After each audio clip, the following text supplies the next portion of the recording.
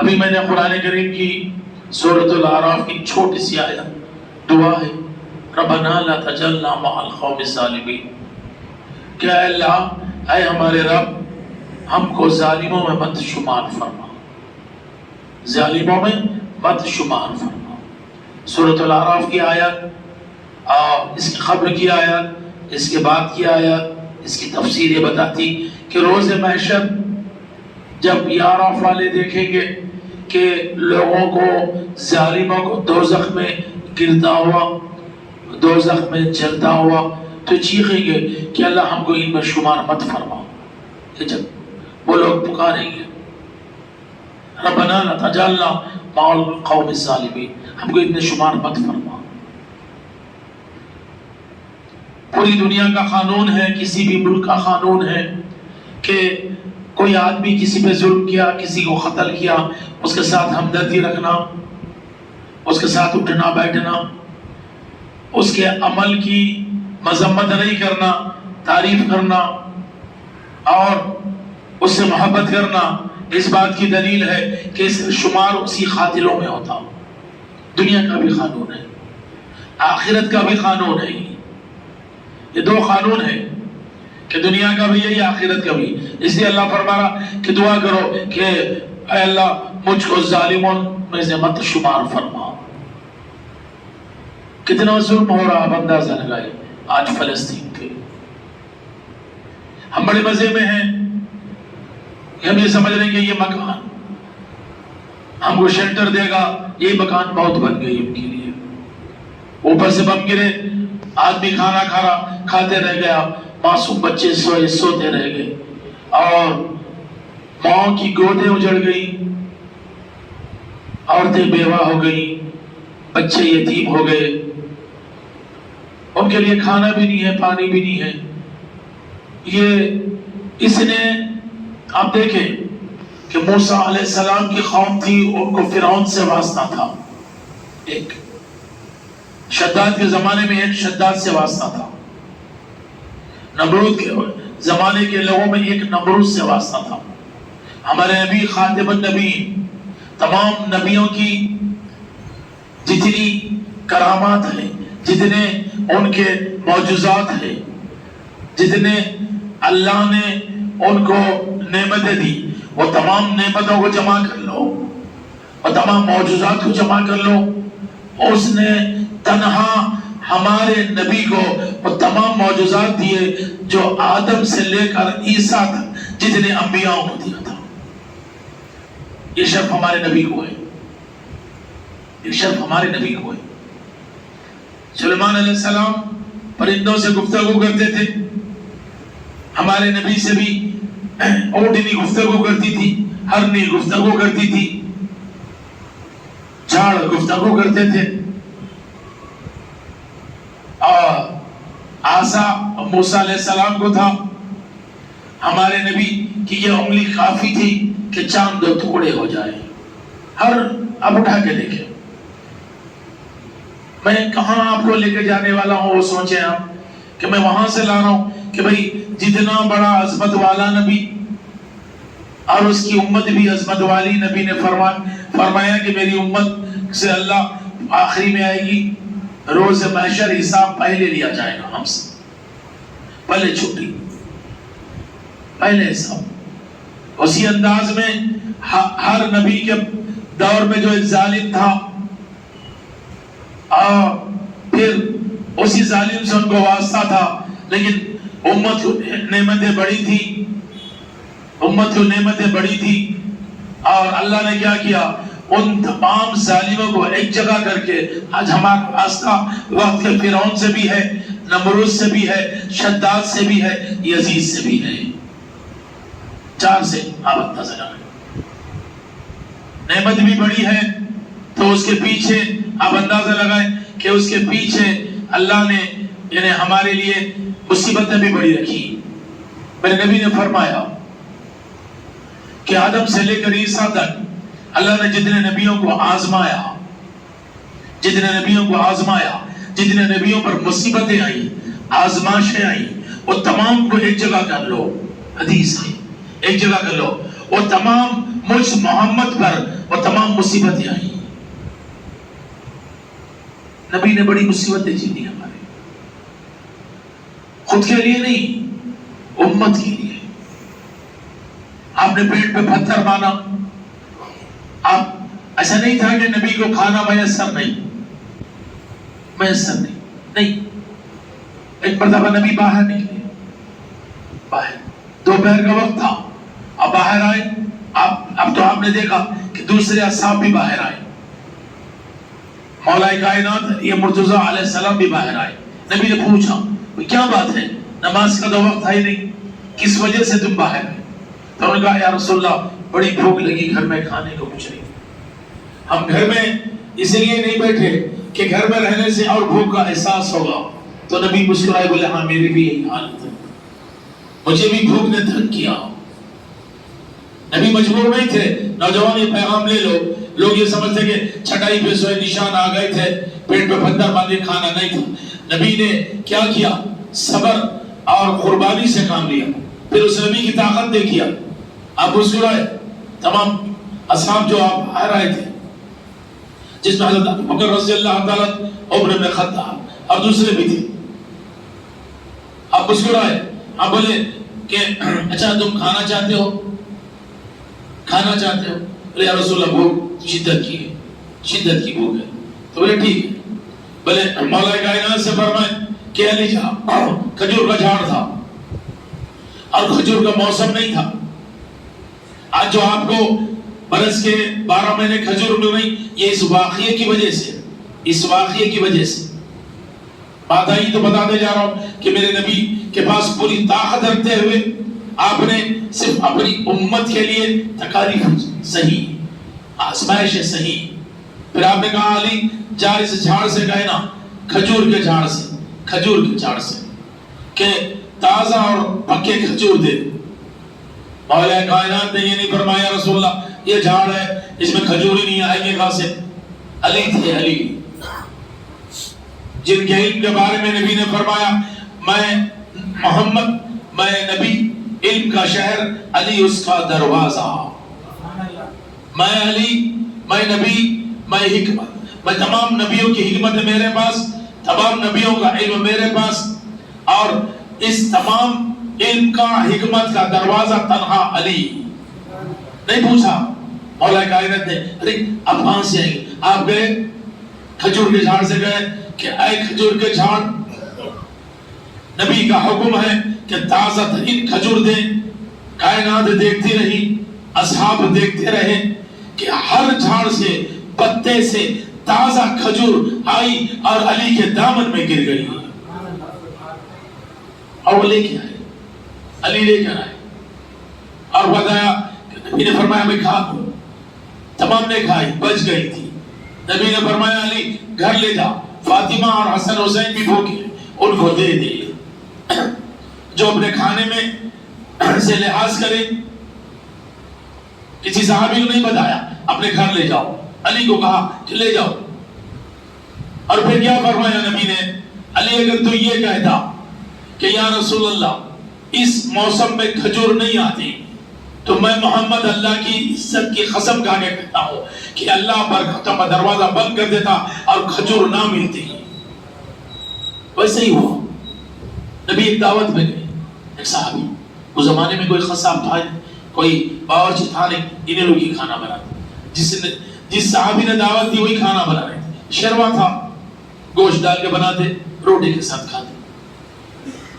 نبی بکری کی دست جو سامنے کی ہوتی بڑی شوق سے نوش فرماتے، شوق سے. اور آپ گئے تو نے کہا یا رسول اللہ آپ تشریف لائے، بس نوش فرمائی. کیا دوں؟ تو بولے دست دے. آپ نے دست لی اور اسے نوش فرمائی، کھا لیا. پھر آپ نے فرمایا اور ایک دست دے. انہوں نے اور ایک دست دی، وہ بھی نبی نے نوش فرمائی، کھا لیا. پھر آپ نے فرمایا اور ایک دست دے. وہ صحابی تھے، یہ علی تھے. صحابی نے کہا یا رسول اللہ بکری میں 2 ہی دست ہوتے، اور کہاں سے لاؤ؟ تو نبی مسکرائے، بولے اگر تو ہی ہاتھ ڈالتا اور دیتا مانگتے جاتا اور تو ہاتھ ڈال کے دیتے جاتا. اللہ کی عزت کی قسم اندر سے اللہ اتنی برکت دیتا. تو جب جب ہاتھ ڈالتا جب جب دست ملتی اور تو نے یہ کہہ کے برکتوں کا دروازہ بند کر لیا. لوگوں کو تشویش پریشانی, ارے بھائی سب علی کو کیوں چاہتے؟ تو صحابہ کو بھی معلوم تھا کہ یہ حکمت کا دروازہ ہے, یہ علم کا دروازہ ہے. میں کمپیر کر کے بتایا آپ کو, بات یہ نہیں تھی, بات دور آ گئی. میں بتاؤں آپ کو کہ آج جو ظلم ہو رہا آپ اندازہ لگائیں, لوگوں کے ذہن میں ایک بات ہے. میں نے بتایا آپ سے, میرے نبی نے پھر کس وجہ سے آپ دیکھیں کہ نبی مانگے بغیر موسم کے کھجور آ گیا, اور کس وجہ سے؟ اگر نبی کے پاس, اگر نبی چاہتے کئی قسم کے محل ہوتے, کئی قسم کے نوکر ہوتے, نوکر.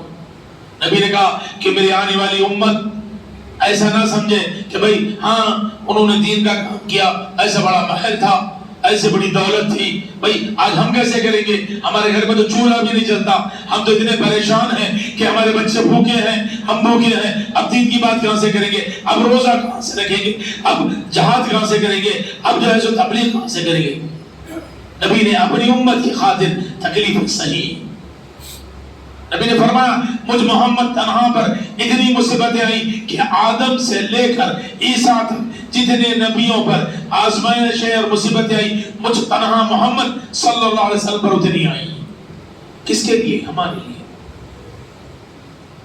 اب اندازہ لگائیں, آج اگر فلسطین پر ظلم ہو رہا تو بعض لوگوں کے ذہنوں میں یہ خیال ہے بھائی نعوذ باللہ وہ لوگاں عذاب ہے, شاید یہاں اچھے ہیں اور ان پہ عذاب ہو رہا. نہیں, اللہ نے انہیں چنا مصیبتوں کے لیے, اللہ نے انہیں چنا آزمائشوں کے لیے. اللہ انہیں ہی چنتا ہے جسے اپنا سمجھتا ہے.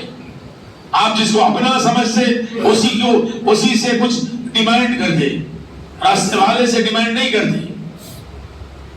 یہ اللہ ہے. اللہ ان کو پسند فرمایا, اللہ ان کو منتخب فرمایا. آپ دیکھیں ایک صحابی تھے, ایک صحابیہ تھے, بڑی بہترین زندگی گزر رہی تھی, دولت بھی تھی. اب یہ واقعہ یاد رکھنا, میں پیغام دے رہا ہوں پھر بول رہا ہوں دوسروں کو, یہ ہماری زندگی کے واقعہ ہے. بڑی آرام سے زندگی, دولت بھی تھی, بیوی بھی تھی, بچے بھی تھے, تکلیف کچھ نہیں تھی. ایک دن وہ صحابیہ نے اپنے میاں سے کہا مجھے طلاق دے دو. صحابی پریشان ہو گئے, بولے کیا بات ہے, ہم نے تو پر ظلم کرا. نہیں, کہ تم ناراض ہیں. بولے ناراضگی کی تو بات نہیں ہے. بولے کبھی تمہارا حق مارا؟ نہیں. بولے طلاق؟ نہیں, مجھے طلاق چاہیے, میں چاہتی ہوں تم سے علیحدہ ہو جاؤ.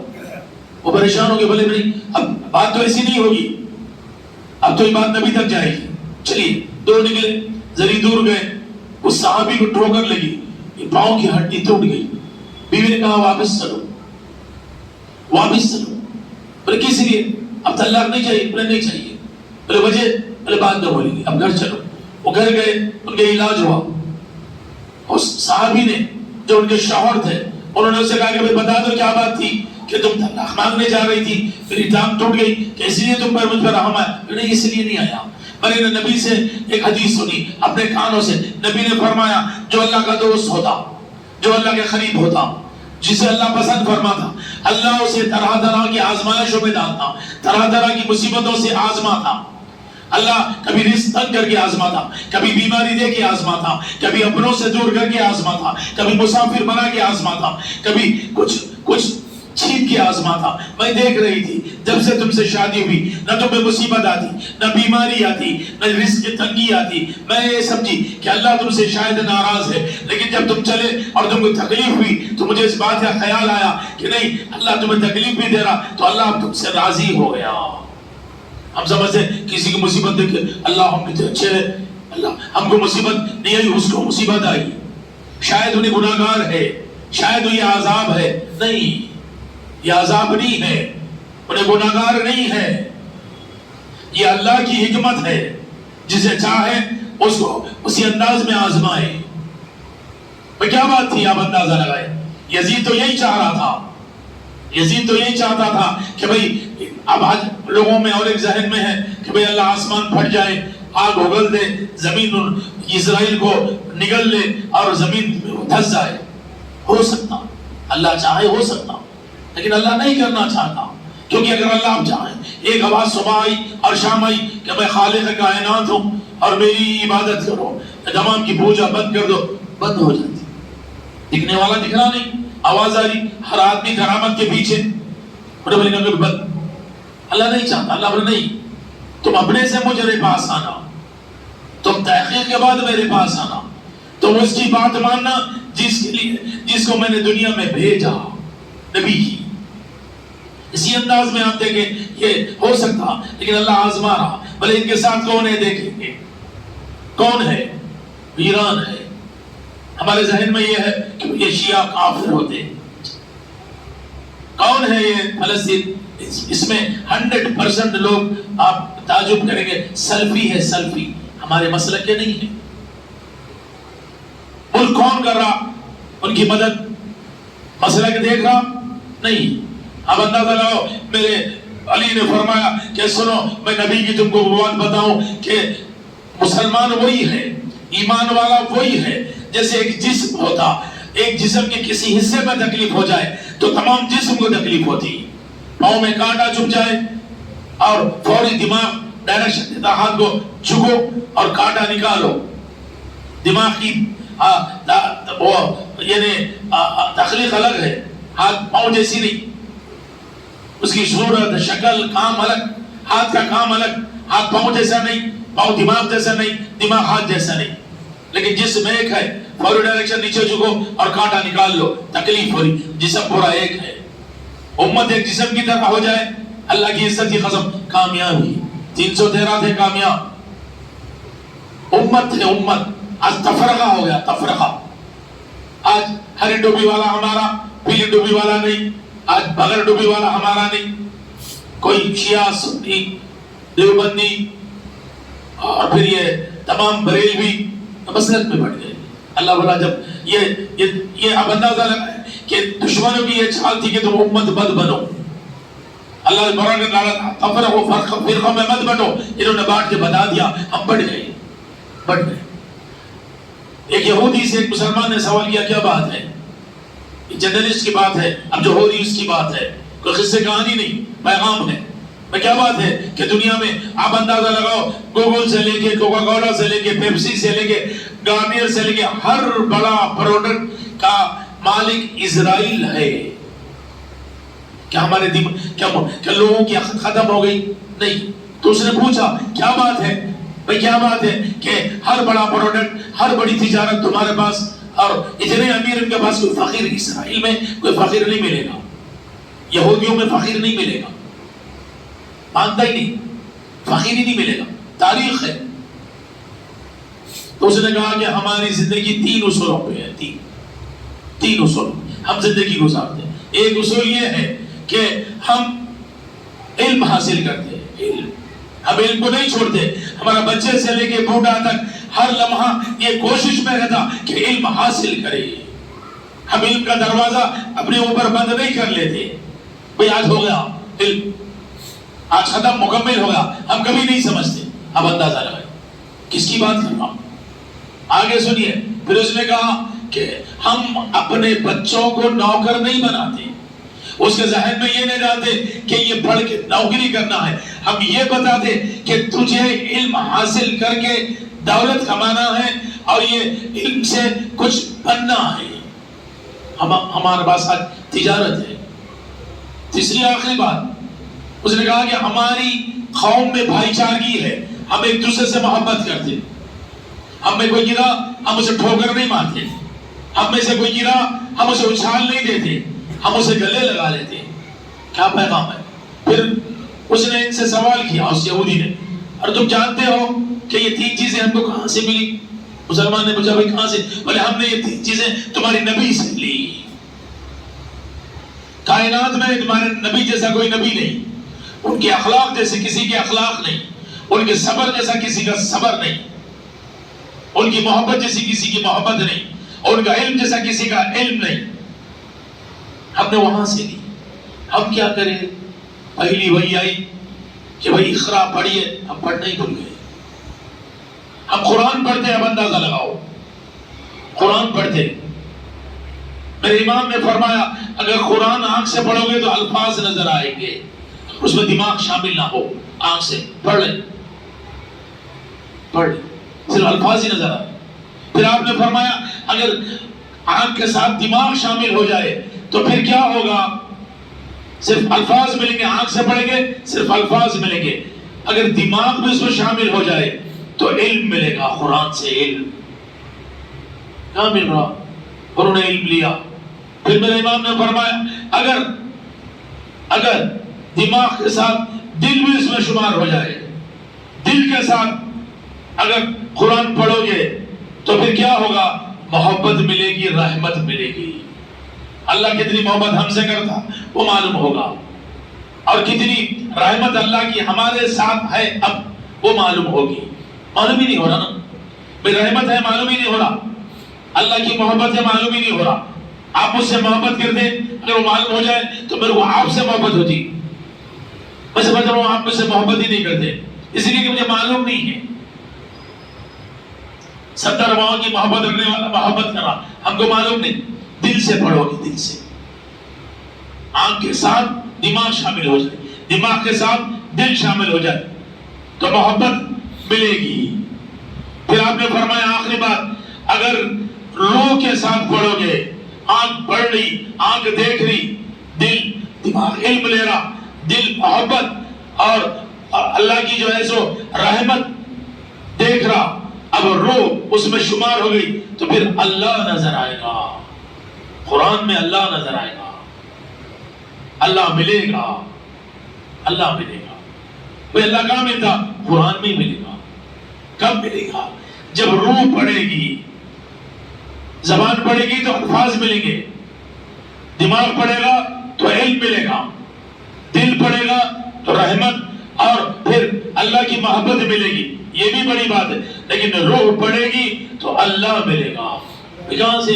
اب اندازہ لگاؤ کہاں سے ملے گا؟ اب یہ درس ان کے درس سے ملے گا جن کو اللہ نے باب العلم کہا، انہی کی اولاد سے ملے گا، انہی کی اولاد سے ملے گا۔ ورنہ حافظ قرآن تو بہت ہے، لیکن اللہ کی محبت معلوم ہوئی ان کو قرآن میں کہاں ہے؟ اللہ کتنی محبت کرتا معلوم ہوا، علم کیا ہے معلوم ہوا، اللہ ملا، اللہ ملتا تو اللہ کی عزت کی قسم اللہ تعالیٰ۔ آپ اندازہ لگائیں، ہم نماز پڑھ دیں، نیت کر دینا، نیت کیا واسطے اللہ کی۔ میں نوکر ہوں ایک فیکٹری میں، آپ ہم نوکری کر دیں، نوکری کو جا کے بولیں گے، کمپنی کے مالک سے بولیں گے میں آپ کے واسطے آیا، ایک بار خاموش بیٹھ جائیں گے۔ پھر آپ روز اگر میں آپ کے واسطے آیا، بے خوف میرے واسطے کیوں آیا؟ تو تنخواہ کے واسطے آیا، تو نہیں آتا تو دوسرا آتا، میں تو امپلائر ہوں۔ ہم نماز واسطے اللہ کے، اللہ میرے واسطے کی نماز پڑھ رہے، تم اپنے لیے نماز پڑھ رہے تاکہ تمہاری بخشش ہو جائے، تم مسلمان باقی رہو، تم ایمان سے باقی رہو، تمہاری ایمان کا تقاضا نماز پڑھنا ہے واسطے اللہ کے لیے۔ پھر کیا بولنا؟ اللہ نماز پڑھتا ہوں قربتاً اللہ کے لیے، اللہ تیری قربت کے لیے۔ کون بتایا؟ بہت سارے لوگ آپ اس میں کسی کے مرید بھی ہوں گے، عابد بھی ہوں گے، کئی وعظوں میں بیٹھے سے ہوں گے، شاید معلوم بھی ہوگا قربتاً اللہ، اللہ تیری قربت کی۔ اللہ کیا کرتا؟ اللہ کی قربت کیسے دے گا؟ قرآن سے دے گا۔ اللہ کی قربت کیسے دے گا؟ اللہ ان کو ان ہستیوں کو، آپ کو ان ہستیوں کے قریب کر دے گا جن کے ساتھ اللہ ہے، آپ کو قریب کر دے گا۔ قربتاً اللہ، اللہ کی قربت، اللہ جن کے قریب ہے ان کے قریب آپ ہو جائیں گے تو علم بھی آئے گا، دانائی بھی آئے گی، حکمت بھی آئے گی، عشق بھی آئے گا، محبت بھی آئے گی، ایمان سمجھ میں بھی آئے گا۔ ہمارا عالم یہ ہے کہ بھئی اگر ہمارا مسلک کا آدمی بولا سمجھ، ہم ہولیوں کو دیکھتے ہیں، دوسرا بولا نہیں۔ علی نے فرمایا کہ سنو، کون بول رہا مت دیکھو، کیا بول رہا دیکھو۔ جب اتنے تفرقوں میں بڑھ جاؤ گے تو 56 ممالک بھی رہیں گے، آپ دیکھو اس کے بعد میں اسی انداز کا حال ہونے والا۔ آج یہ لوگ یہ تماشا سمجھ رہے کہ بھئی ہم بچے، قطعی نہیں بچے، وہ ملک جو تماشا دیکھ رہے قطعی نہیں۔ آپ اندازہ لگاؤ اللہ ان سے ان کی بے عزتی کا بدلہ لے گا. اللہ بتائے گا کہ بھائی سنو، میں تم کو ایک امت بنایا تھا اور تم کو ایک جسم بنایا تھا، تم کو خیال بھی نہیں یہ سمجھ رہے کہ ہم بچ گئے، قطعی نہیں. تباہ تاراج تو یہ بھی ہوگی، بچانے والا ایک آئے گا، ہمارے پاس اس کا تصور بھی نہیں میں سے ہوگا. وہ مہدی ہوگا، ہادی ہوگا، اور وہی رہبر ہوگا. وہ کیا کرے گا؟ انصاف قائم کرے گا دنیا میں، عدل انصاف عام کرے گا. اگر قیامت کا اعلان ہو جائے، نبی نے فرمایا بخاری مسلم کی حدیث، قیامت کا اعلان ہو جائے، اس کے بعد اگر ظہور مہدی نہ ہو، اللہ وہ ایک دن قیامت کا 40 سال کا کر دے گا. مہدی کا ظہور ہوگا، مہدی اور پھر حکومت قائم ہوگی اور وہ امن و امان کریں گے. اس کے بعد میں قیامت آئے گی. آنے والا ایک نبی کا بیٹا، ایک امام آنے والا ہے ہمارا. لوگ آئے چلے گئے، ہمارا جو آنے والا ہے کوئی ہے، ہم اندازہ لگائے، لیکن درس تو ہے نہیں. ہم مہدی پٹھانوں کے شاید، بولے حسین شیعوں کے، علی شیعوں کے، تمہارے کون ہیں؟ اس وجہ سے تفریقوں میں جب بڑھ گئے. اب اندازہ لگاؤ، اگر آپ یہ نعرہ دیں کہ پورے ہمارے اصحاب ہمارے، اہل بیت ہمارے، ولی ہمارے، مہدی ہمارے، اور ہر آدمی جو ان کی بات بول رہا وہ ہمارا، اللہ کی عزت کی قسم تفریقے مٹ جائیں گے. اللہ سے دعا ہے ہمارے الہ